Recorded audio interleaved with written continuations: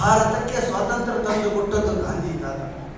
ಭಾರತಕ್ಕೆ ಸ್ವಾತಂತ್ರ್ಯ ತಂದು ಕೊಟ್ಟದ್ದು ಗಾಂಧಿ ತಾತ. ಅದಕ್ಕೆ ಏನೋ ಎಲ್ಲ ಆಫೀಸುಗಳಲ್ಲೂ ತಾ ತಾ ತಾ ತಾ ತಾ ತಾ. ಎಲ್ಲ ಊರಿನ ಎಲ್ಲ ಸರ್ಕಲ್ಗಳಲ್ಲೂ ಗಾಂಧಿ ಪ್ರತಿಮೆಯನ್ನು ನಿಲ್ಲಿಸಲಾಗಿದೆ. ಎಲ್ಲ ಊರಿನ ಎಲ್ಲ ಸರ್ಕಲ್ಗಳಲ್ಲೂ ಗಾಂಧಿ ಪ್ರತಿಮೆಯನ್ನು ನಿಲ್ಲಿಸಲಾಗಿದೆ. ಏಕೆಂದರೆ ಅವರ ಆದರ್ಶ ಪಾಲನೆಯನ್ನು ನಿಲ್ಲಿಸಲಾಗಿದೆ. ಈಕೆ ಓಕೆ, ಆಕೆ ಜೋಕೆ.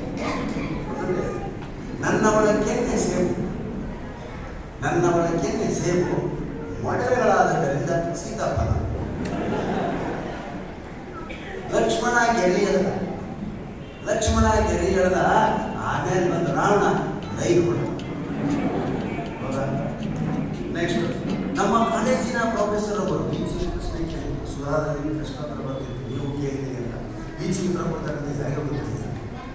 ಲಕ್ಷ್ಮಣ ಗೋವಾ ತೀರಕ್ಕೆ, ನಮ್ಮ ಪ್ರೊಫೆಸರ್ ಒಬ್ಬರು ಯಾವಾಗಲೂ ಗೋವಾ ತೀರಕ್ಕೆ ಹುಡುಗಿಯರನ್ನು ಪಿಕ್ನಿಕ್ ಕರೆದುಕೊಂಡು ಹೋಗುತ್ತಾರೆ. ನಮ್ಮ ಕಾಲೇಜಿನ ಪ್ರೊಫೆಸರ್ ಒಬ್ಬರು ಯಾವಾಗಲೂ ಹುಡುಗಿಯರನ್ನು ಗೋವಾ ತೀರಕ್ಕೆ ಕರೆದುಕೊಂಡು ಹೋಗುತ್ತಾರೆ. ಏಕೆ ಹೋಗುದು ಸರ್? ಶುದ್ಧ ಅವರು ಪ್ರಶ್ನೆ ಕೇಳಿದರೆ ಅವರು ಒಂದೇ ಉತ್ತರ ಕೊಟ್ಟಿದ್ರು, ತೀರದ ಆಸೆ.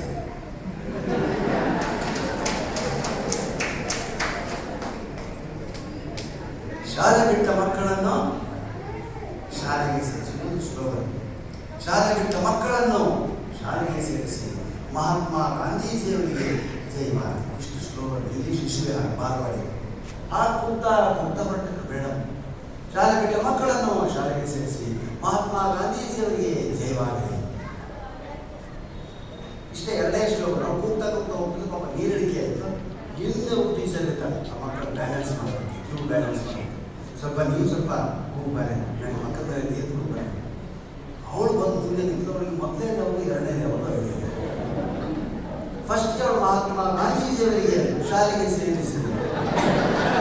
ಶಾಲೆ ಬಿಟ್ಟ ಮಕ್ಕಳನ್ನು ಶಾಲೆ ಬಿಟ್ಟ ಮಕ್ಕಳಿಗೆ ಸೊ ಹೀಗೆ ಸರ್. ಭರತನಾಟ್ಯ ಕ್ಯಾಬ್ರೆ ನಾಟ್ಯ ಯಾವುದು ಶ್ರೇಷ್ಠ? ಭರತನಾಟ್ಯ ಕ್ಯಾಬ್ರೆ ನಾಟ್ಯ ಯಾವುದು ಶ್ರೇಷ್ಠ ಅಂತ ಕೇಳಿದಾಗ ಬೀಚಿ ಎಷ್ಟು ಅದ್ಭುತ ಉತ್ತರ ಕೊಟ್ಟಿದ್ದಾರೆ. ಭರತನಾಟ್ಯ ಕಲಿಯುವುದು ಕಷ್ಟ, ಭರತನಾಟ್ಯ ಕಲಿಯುವುದು ಕಷ್ಟ, ಕ್ಯಾಬ್ರೆ ನಾಟ್ಯ ಮರೆಯುವುದು ಕಷ್ಟ. ನೀವು ಸಪ್ನಾ ಪುಸ್ತಕ ಪುಸ್ತಕದಲ್ಲಿ ನೀವು ಕೇಳಿದಿರಿ ಅಂತ ಒಂದು ಪುಸ್ತಕ ಸಿಗುತ್ತೆ. ಅದರಲ್ಲಿ ಸಾವಿರಾರು ಇಂಥ ಪ್ರಶ್ನೆಗೆ ಉತ್ತರ ಕೊಟ್ಟಂಥ ಟೀಚರ್ ಪುಸ್ತಕ ಉತ್ತರ ರೂಪ ಅಂತ ಉತ್ತರ ರೂಪ. ಸುಧಾ ವಾರ ಪತ್ರಿಕೆಯಲ್ಲಿ ಬಂದಿದ್ದು ಆ ಕಾಲಕ್ಕೆ. ಅದನ್ನು ಓದೋದಕ್ಕೇನೆ ಆ ಹೋಗ್ತಿರೋ ಜನ ಸುಧಾ ಪತ್ರಿಕೆ ಓದಿಸ್ತಾರೆ. ಸುಧಾ ಪತ್ರಿಕೆ ಬೆಲೆ ಯಾವಾಗ ಈಗೆಷ್ಟಿಗೆ ಗೊತ್ತಿಲ್ಲ, 20 ರೂಪಾಯಿ, 25 ರೂಪಾಯಿ. ಅವಾಗ ಬರೀ 50 ಪೈಸೆ. ಪ್ರಜಾಮತ 75 ಪೈಸೆ. ಸಂಯುಕ್ತ ಕರ್ನಾಟಕ ಪ್ರಜಾಮತ 15 ಪೈಸೆ ಓದ್ತಿದ್ರು ಜನ. ಇವತ್ತು ಕಾಸ್ಟ್ಲಿ ಆಗಿದೆ ಅಂತ ಓದ್ತಿಲ್ಲ. ಇವತ್ತು ಯಾರು ಓದ್ತಾರೆ? ಎಲ್ಲ ದಿಕ್ಕದೆ ಚಿಕ್ಕ ಮಕ್ಕಳು ಎಷ್ಟಿಷ್ಟು ಏನು ಓದಿದ್ರು ಅವ್ರಿಗೆ ಅಪ್ಪ ಅಮ್ಮ ಮನೆ ಓದೋದು ಕೂಡ ಗೊತ್ತಾಗ್ತದೆ. ಎಷ್ಟೋ ಒಂದು ಕರ್ಕೊಂಡು ಹೋಗ್ತಾರೆ ವಿಶ್ವಾಸ. ಮಕ್ಕಳ ಕೈಯಲ್ಲಿ ಮೊಬೈಲ್ ಕೊಟ್ಟರೆ ಕಣ್ಣು ಕೂಡ ಮುಂದಾಗ್ತದೆ. ನಾವೆಲ್ಲ ಮೊಬೈಲ್ ಇಲ್ಲದ ಕಾಲದಲ್ಲಿ ಓದಿದ್ರಿಂದ ಇಷ್ಟು ನಿಮ್ಮಂಥವ್ರ ಮುಂದೆ ಹೇಳುವಂಥ ಪ್ರಸಂಗ ಬಂತು ಅಥವಾ ಪುಣ್ಯದ ಹೀಗೆ ಒಂದೊಂದೇ ಲೈನಿನ ಸಿಂಗಲ್ ಲೈನ್ಗಳನ್ನು ಇದು ಆರಂಭ. ಅವರಿಬ್ಬರನ್ನ ಇಟ್ಬಿಡ್ತೀನಿ ನಾನು. ಅವರು ಹಾಸ್ಯ ಆದಮೇಲೆ ಕೊನೆಗೆ ನೀವೆಲ್ಲ ಇದ್ದರೆ ಇನ್ನೊಂದಿಷ್ಟು ಹೇಳೋಣ ಅಂತ ಹೇಳಿರಿ. ಅದು ನಾನು ಅವರು ಬಿಸಿ ಏನು ನಾನು ಮಾಮೂಲಾಗಿ ಎಲ್ಲ ನನ್ನ ಭಾಷೆಯಲ್ಲಿ ಕೇಳಿದ್ದೀರಿ. ಅದು ಬೇಡ ಅಂತ ಹೇಳಿದ್ರೆ ಸಂತೋಷದಿಂದ ಈ ವಿಷಯ ಹೇಳ್ಬೋದಲ್ಲ.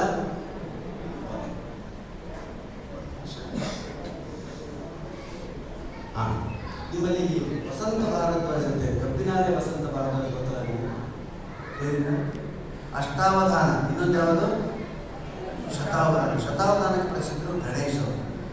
ಅಷ್ಟಾವಧಾನ ವಸಂತ ಕಬ್ಬಿನ. ಅದನ್ನು ಕೇಳಿದರೆ ಕನ್ನಡ ಇಷ್ಟು ವಿಸ್ತಾರವಾಗಿದೆ, ಇಷ್ಟು ಅದ್ಭುತವಾಗಿದೆ ಅಂತ ಆಶ್ಚರ್ಯ ಆಗುತ್ತೆ. ಅದಕ್ಕೆ ಬರೀ ಆರ್ಕೆಸ್ಟ್ರಾ ಕಲಿಸ್ತೀವಿ, ನಾಡೇಶನ ಹಾಸ್ಯ ಸಂಜೆ, ಮತ್ತು ಡ್ಯಾನ್ಸು, ಹಾಡು, ನಮ್ಮ ಮಕ್ಕಳದೇ ಹಾಡು.